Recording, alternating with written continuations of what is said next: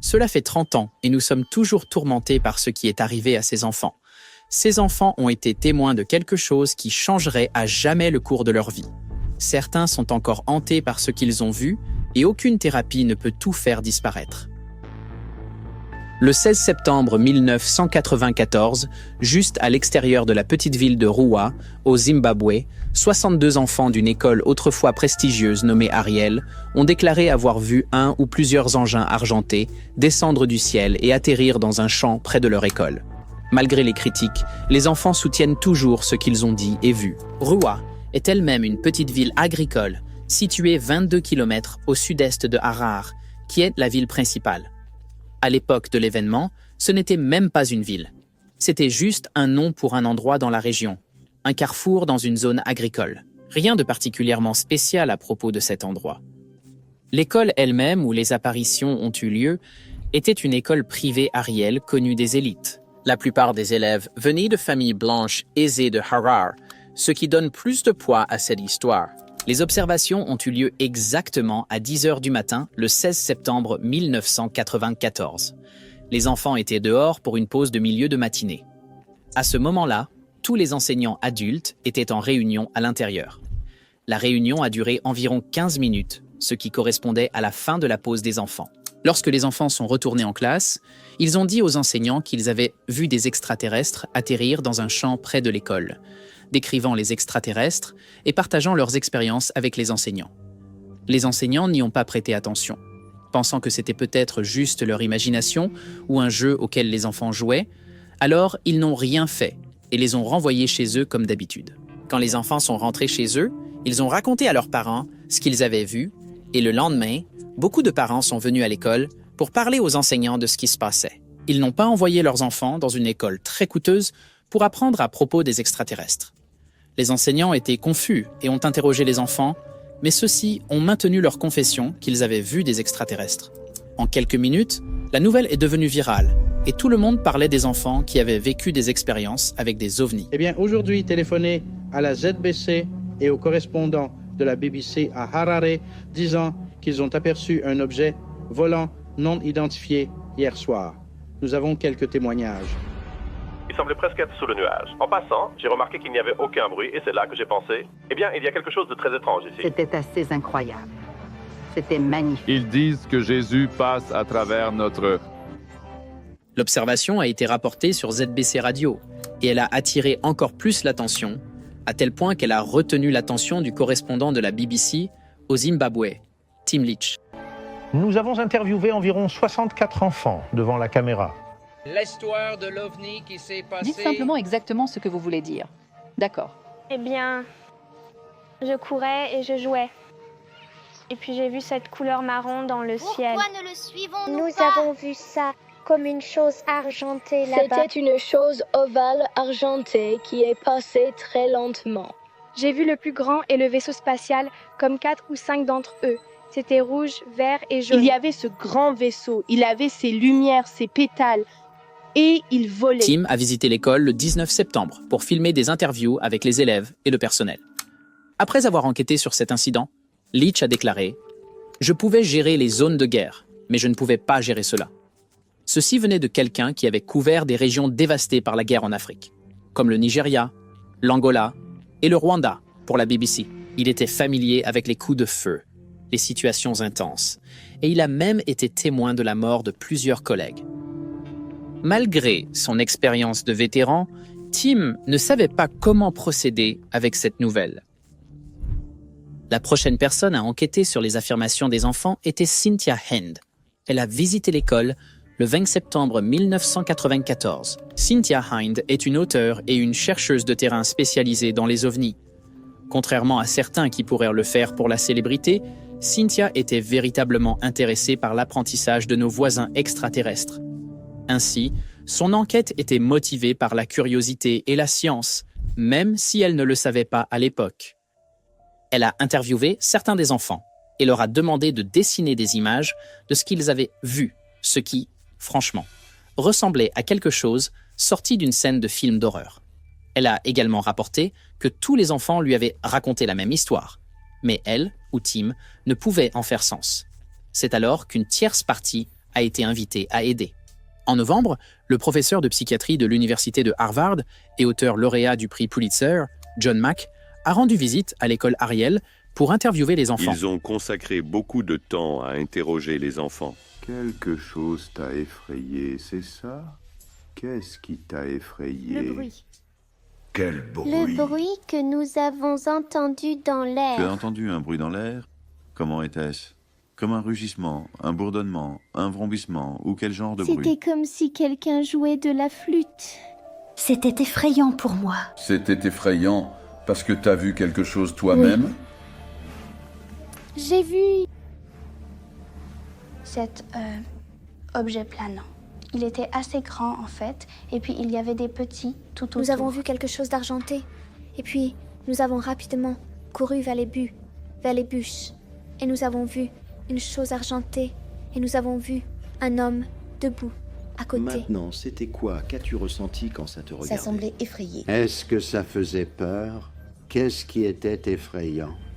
Eh bien, j'ai eu peur, parce que je n'avais jamais vu une personne comme ça auparavant. Avez-vous vu les yeux? À quoi ressemblaient-ils? Ils allaient, comme ça. Où était la partie pointue? Était-elle ici ou là-haut? Là-haut. Et quel était le sentiment quand vous avez regardé dans les yeux? C'était effrayant. Et pourquoi? C'était effrayant. Pourquoi? Et qu'est-ce qui le rendait effrayant? Les yeux avaient l'air maléfiques. Et qu'est-ce qui était maléfique chez eux? Dis ce que tu veux dire par maléfique.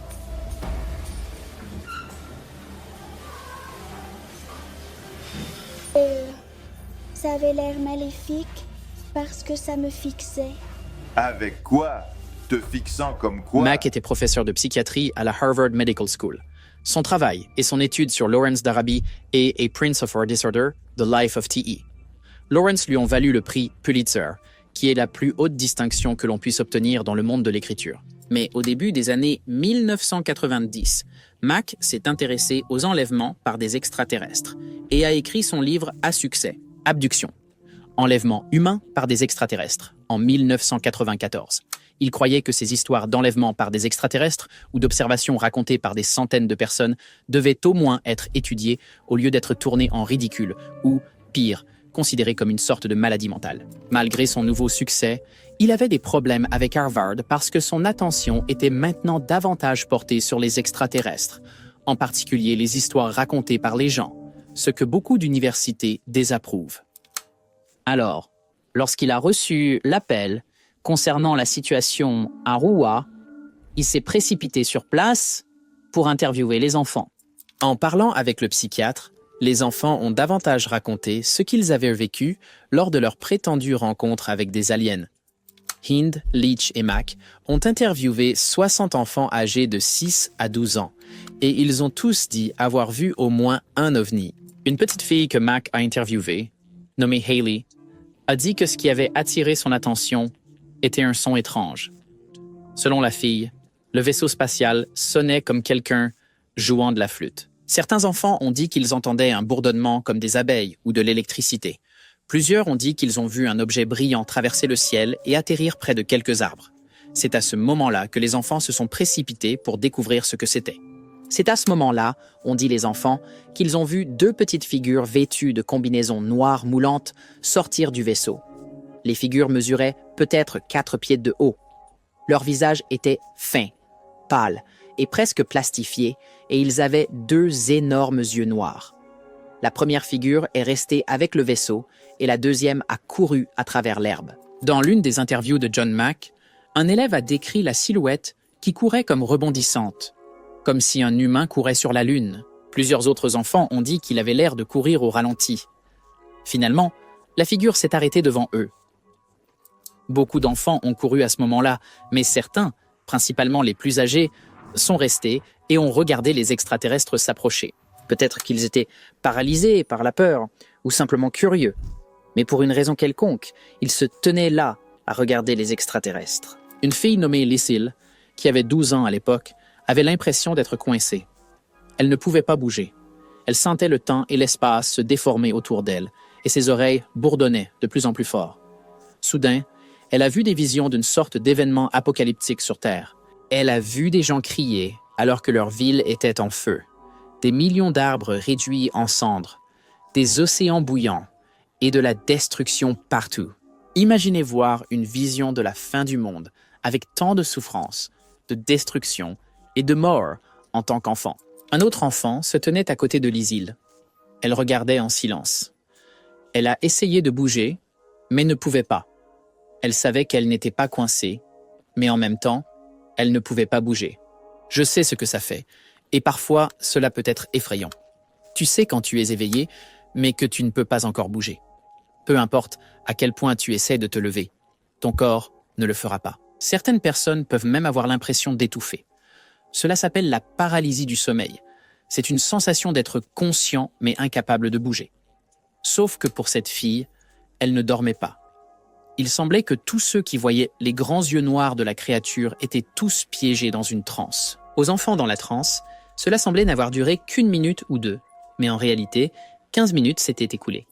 Soudain, la sonnerie de l'école retentit, indiquant que la récréation était terminée. Dans leurs interviews avec Mac, les enfants parlaient sans cesse des grands yeux noirs de la créature qu'ils n'arrivaient tout simplement pas à détourner. La créature ou les créatures ont communiqué aux enfants par télépathie à propos de notre environnement, ce qui est la vision horrifiante que certains enfants ont vue. Ils sont ensuite retournés vers l'engin et ont disparu. Dans les interviews de Mac, un élève de 5e raconte comment il a été averti de quelque chose qui va se passer et que la pollution ne doit pas exister. Une fille de 11 ans a dit à Mac « Je pense qu'ils veulent que les gens sachent que nous faisons vraiment du mal à ce monde et que nous ne devons pas devenir trop technologiques. » Un enfant a dit qu'on lui avait dit que le monde finirait parce qu'ils ne prennent pas soin de la planète. Maintenant, pourquoi c'est important pour moi? C'est parce que la plupart des gens qui prétendent avoir été enlevés partagent des histoires similaires sur le fait qu'on leur dit d'avertir les gens ou nos dirigeants de prendre soin de la Terre et comment nos actions, si elles ne sont pas contrôlées, pourraient mener à la destruction de notre planète. Après la Seconde Guerre mondiale, il y a eu une augmentation des rapports d'OVNI, surtout après la bombe nucléaire sur Hiroshima. De nombreux militaires en service à l'époque ont parlé de voir des ovnis presque chaque semaine, pratiquement partout, même depuis l'océan. Il y a eu de nombreux sabotages inexpliqués dans plusieurs centrales nucléaires à travers le monde. C'était comme si, alors que l'humanité était occupée à essayer de se détruire en montrant qui avait le plus de pouvoir, une autre faction travaillait jour et nuit et risquait de se faire détecter pour s'assurer que nous étions tous en vie. Maintenant, si c'était un adulte partageant son expérience, je pourrais avoir des objections ici et là, comme avec cette vidéo que nous avons couverte, où un homme parlait de comment il avait passé une semaine avec des extraterrestres. Mais ce sont des enfants. Ils n'ont pas le temps d'être intrigués par des théories du complot. Je me souviens quand j'étais enfant, et la plupart du temps, si je ne regardais pas des dessins animés, je pratiquais des mouvements de WWE où je courais partout. Je ne pense pas que quelqu'un de cet âge s'assoirait et dirait « Inventons un mensonge si bien ficelé qu'il a choqué le monde entier ». Les adultes ont interrogé les enfants, leur demandant si ce qu'ils avaient vu n'était pas simplement un avion étrange, mais les enfants étaient sûrs que ce n'était pas un avion. Pour commencer, c'étant des enfants riches, donc je suis assez sûr qu'ils savent exactement à quoi ressemble un avion conventionnel avec tous leurs voyages fréquents. Mais une chose a marqué. Inda dit que les origines ethniques différentes des enfants leur permettaient d'avoir des idées différentes à propos de ce qu'ils avaient vu, et ils ne pensaient pas tous avoir vu des extraterrestres. Certains enfants pensaient que les petites choses floues étaient ce que l'on appelle des tikoloches, qui sont des monstres de la mythologie Shona Ndebele. D'une certaine manière, je vois la ressemblance. Donc je comprends comment certains des enfants ont dit qu'ils ont vu des extraterrestres. Et d'autres ont dit qu'ils ont vu un démon. C'est sur cela que la plupart des critiques s'appuient, en disant que les histoires ne se corroborent pas, mais ce qu'ils ne remarquent pas, c'est que, qu'il s'agisse d'un extraterrestre ou d'un démon, les 61 enfants disent, sans aucun doute dans leur esprit, qu'ils ont vu quelque chose qui a changé leur vie pour toujours. Ça ressemblait à quoi? As-tu vu ses oreilles? Je vais dire, non, je ne pouvais pas voir sa bouche, mais son nez était assez petit et sa bouche était assez fine. et ses yeux avaient une forme pas très agréable. Ça nageait là-bas, alors je suis descendue pour voir ce qui se passait et j'ai en fait vu cette silhouette dans les arbres et c'était genre dans un motif multiple et c'était comme argenté et vert. Et ce genre de couleur. Et puis, il y avait ce petit garçon qui pleurait. Alors, je suis allée vers lui pour voir ce qui n'allait pas. Et il a dit qu'il avait très peur de ça. Et puis, ça m'a vraiment fait peur parce que quand quelqu'un a peur, j'ai peur. Et puis, j'ai vu cette personne et ses yeux étaient comme inclinés, comme, disons, comme ça. Et sa bouche était juste comme une ligne, comme ça. Et puis, à ce moment-là, les enseignants étaient en réunion de personnel. Donc, personne n'est vraiment allé appeler les enseignants parce que je pense qu'ils avaient trop peur et tout ça. Donc, quand la cloche a sonné, parce que quelqu'un a fini par y aller, un des préfets est allé dire à un de nos enseignants, Monsieur Vernon, s'il vous plaît, pouvez-vous faire sonner la cloche parce qu'il est assez tard et notre spectacle là-bas avec tous les enfants qui courent partout. Et puis, quelqu'un de la BBC est venu nous voir et il est allé faire une promenade là-bas avec nous, avec un guide. Et en fait, sur ce morceau de métal là-bas, tu pouvais te tenir dessus et tu pouvais vraiment voir quelques marques de brûlure. Alors, il nous a demandé, quand nous marchions là-bas avec lui, il a dit, s'il vous plaît, pourriez-vous venir avec nous pour aller voir les choses? Alors, quand nous avons marché c'était environ 6 poteaux et si tu regardes 1, 2, 3, 4, 5, 6, il y avait des marques de brûlure effectivement sur le sol. Et puis nous avons vu là-haut, sur les rochers, le jour où c'est arrivé, il y avait quelque chose qui brillait, comme assez fortement. Et puis quand nous sommes revenus à l'école le lendemain, c'était juste parti. Et aussi quand nous sommes descendus avec eux, les marques de brûlure, nous venions juste de les trouver, genre quelques minutes plus tard. Combien de temps avez-vous observé tout cela? Je pense que c'était environ 5 minutes et demie quand nous sommes descendus là-bas parce que c'était en fait assez effrayant. Eh bien, j'étais au salon de tatouage.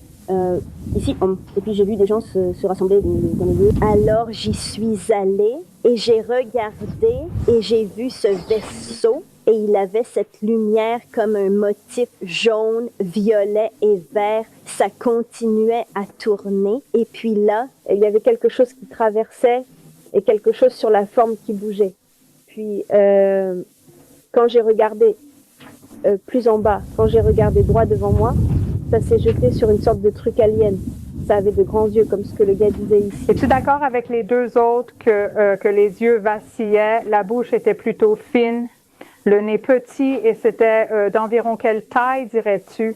Peut-être environ 3 pieds et demi à 3 mètres. Mais vous êtes d'accord avec les autres descriptions? Il y a eu d'autres rapports bien connus de grands groupes d'écoliers voyant d'étranges ovnis. L'histoire de l'école Ariel en est simplement un exemple.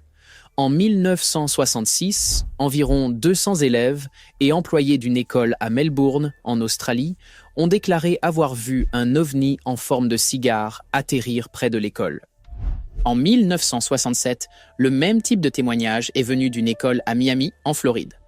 De plus, en Grande-Bretagne, des enfants ont dit avoir vu un ovni atterrir près de leur école en 1977 et certains d'entre eux ont dit avoir vu des extraterrestres à l'extérieur de l'engin.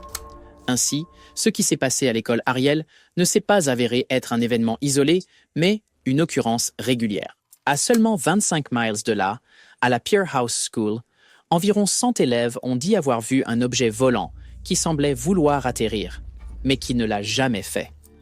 Les systèmes radio de l'école et de l'autobus ont également cessé de fonctionner le même jour. Cela s'est produit 2 jours avant les observations à l'Ariel School et dans les 2 jours suivants, l'événement célèbre a eu lieu. Pour les sceptiques, le phénomène Ariel peut être facilement expliqué. Pour commencer, Hind a enregistré un certain nombre d'observations d'ovnis sous la forme de multiples spectacles de lumières étranges dans les jours précédant l'incident à l'école. Mais le spectacle de lumière que des centaines ou des milliers de personnes ont remarqué était en fait la rentrée du lanceur Zénith 2, du lancement du satellite Cosmos 2290. D'accord, très bien. Cette analyse a du sens. Cependant, ce n'était pas suffisant pour convaincre Hind, et il semble qu'elle avait raison. Un autre sceptique pensait que ce qui s'est passé à l'école Ariel pourrait être un cas d'hystérie collective. Il y avait beaucoup de chaos, un objet inconnu a été aperçu, des enfants criaient et pointant du doigt. Puis, Ils ont commencé à pleurer. Au milieu de tout ce chaos potentiel, les souvenirs peuvent se confondre et sembler plus impressionnants qu'ils ne l'étaient, ce qui pourrait conduire à de faux souvenirs. Restez avec moi, car nous entrons dans le domaine de la psychologie. Les faux souvenirs peuvent émerger de l'accumulation continue sur un souvenir déformé. Il y a eu un cas en Suède où un enfant a affirmé avoir été abusé, puis plusieurs autres ont commencé à faire la même affirmation, toutes qui se sont avérées fausses. Le faux souvenir diffère des simples erreurs de mémoire. Nous avons tous parfois des difficultés à nous souvenir des choses, mais un faux souvenir est plus qu'une simple erreur. Cela signifie être certain que le souvenir est vrai, comme s'il s'était produit. Il ne s'agit pas d'oublier ou de confondre des détails de choses que nous avons vécues. Il s'agit de se souvenir de choses que nous n'avons jamais vécues. Et ce qui est effrayant avec le faux souvenir, c'est que presque chacun de vous qui regardez cette vidéo l'a déjà vécu. J'ai une nièce dont l'anniversaire a été changé à un autre jour, parce que nous pensions tous que c'était le jour de sa naissance, et ce n'était pas le cas. Ce n'est que 10 ans plus tard que nous nous sommes finalement corrigés. Nous avons tous des faux souvenirs. Cela peut être aussi simple que d'être sûr d'avoir verrouillé la porte, alors qu'en fait, vous ne l'avez pas fait. Se souvenir d'un souvenir d'enfance, alors qu'en réalité, ça n'est jamais arrivé. Cela peut être assez effrayant. Cela vous fait vous sentir comme si vous étiez dans une sorte de matrice. Ainsi, les sceptiques croient que les enfants ont pu vivre une hystérie collective, ce qui conduit à un faux souvenir, puis à l'effet Mandela. Alors que le faux souvenir tend à être personnel, l'effet Mandela peut impliquer plusieurs personnes. L'effet Mandela est un phénomène où un grand groupe de personnes se souvient d'un événement ou d'un détail d'une certaine manière, mais il s'est en réalité produit différemment. Il est nommé, d'après l'exemple, où de nombreuses personnes ont faussement souvenu que Nelson Mandela était mort en prison dans les années 1980, alors qu'il est en fait décédé en 2013. Et ces personnes étaient si certaines d'avoir raison. Est-ce que cela pourrait être ce qui est arrivé aux enfants? Mais voilà le problème. Si c'était un événement isolé, nous pourrions dire que c'est de l'hystérie collective. Mais l'école Ariel n'était pas la seule école à avoir vécu cette expérience. Et comme je l'ai dit plus tôt, leurs témoignages de ce que les extraterrestres leur ont dit par télépathie correspondent à ce que disent la plupart des personnes enlevées. Cela fait 30 ans, et croyez-le ou non, ces enfants soutiennent encore ce qu'ils ont dit lorsqu'ils étaient petits.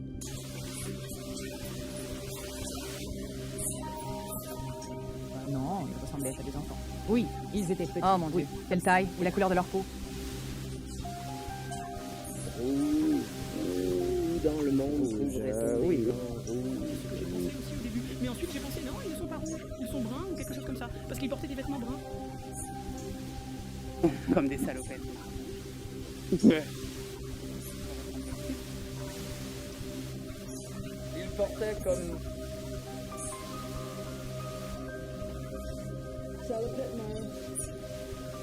D'accord. Et ils avaient comme un chapeau marron aussi. Ils se ressemblaient tous. Où étiez-vous quand c'est arrivé?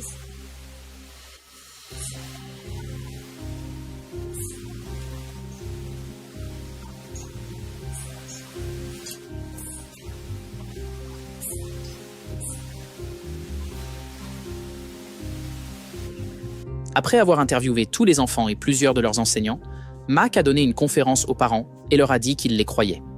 Les enfants avec lesquels nous avons parlé évoquaient clairement un phénomène qui s'est produit dans la réalité physique.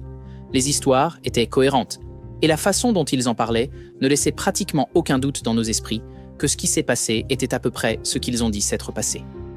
Pendant un certain temps, l'histoire a fait la une des journaux mondiaux, puis elle a principalement disparu, du moins jusqu'à ce que Randall Nickerson reprenne l'histoire en 2007.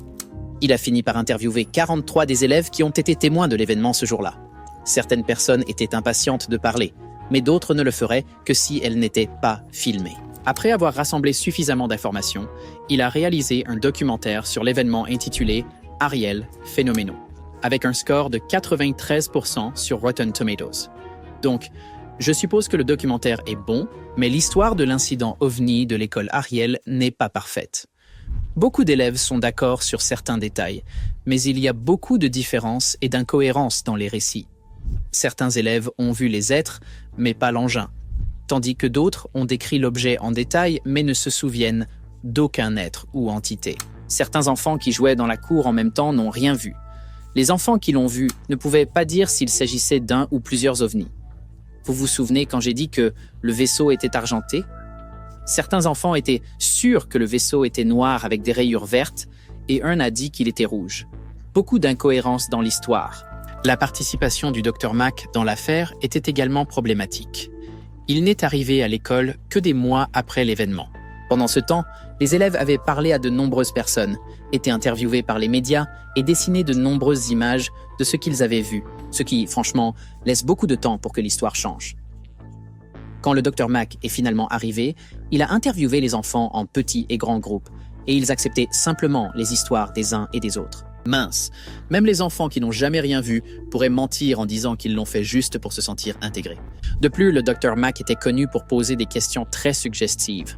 Avant que le Dr Mac n'évoque l'idée que des extraterrestres communiquèrent par télépathie, les enfants ne l'avaient jamais mentionné dans les interviews précédentes.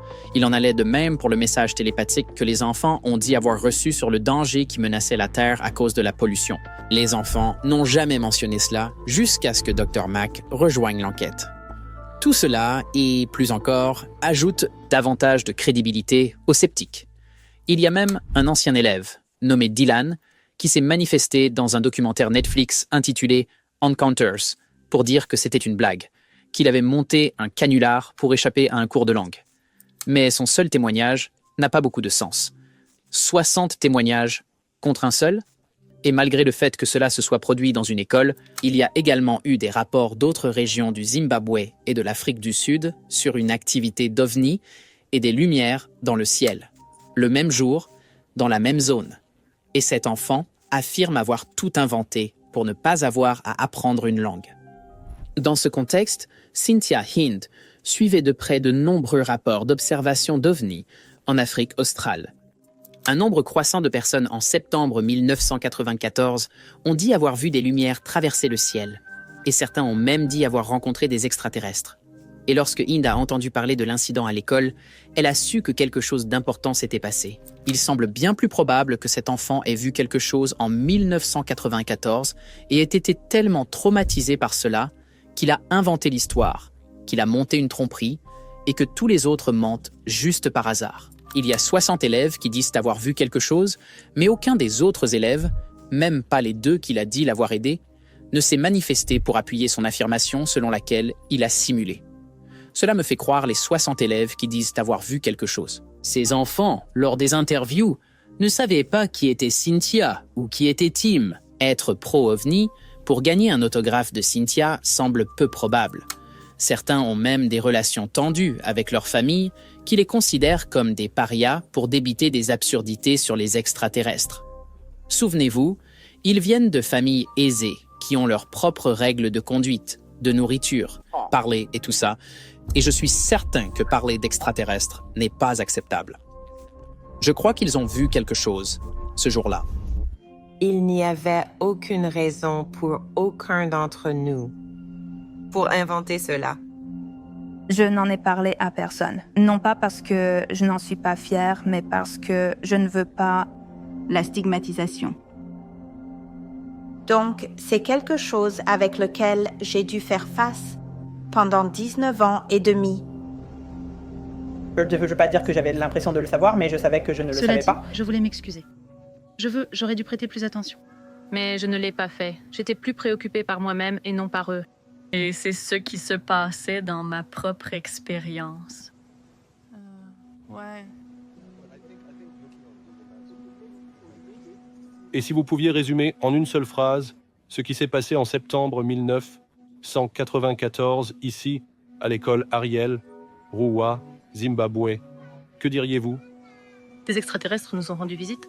Et c'est à peu près tout. Oui. Et c'est là que si vous y croyez, vous y croyez. Si vous n'y croyez pas, eh bien,